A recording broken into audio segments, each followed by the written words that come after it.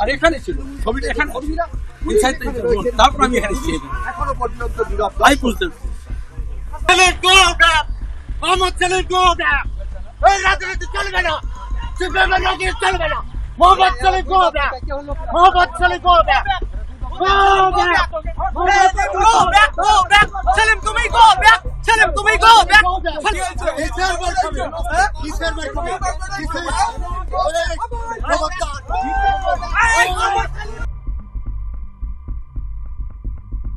Police দুজনেই খুব অসহায় বোধ করছে। যে দুজন ছিল তাদেরকে গ্রেফতার করতে বা কিছু করতে দেখতে পেলেন আপনি?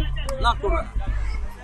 আমার সঙ্গে যে আছে তাদেরকে গ্রেফতার করবে, এই তোমরা সন্দেহ হবে না। দুটের ভেতর আপনি যখন বুথের ভেতর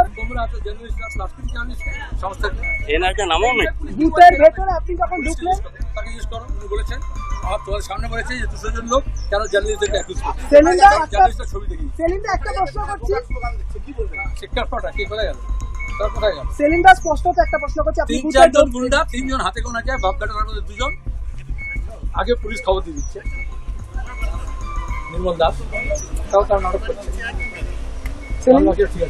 সেলিমদা স্পষ্ট প্রশ্ন করবে একটাই, বুথের ভেতর ঢুকলেন, সেখানেও আপনাকে কিন্তু একটা চিৎকার চেঁচামেচি, একটা অস্বাস্থ্যকর পরিস্থিতি সৃষ্টি হলো, অপ্রীতিকর। পোলিং এজেন্ট জানে না যে ক্যান্ডিডেট ঢুকতে পারে, ইডিয়েট।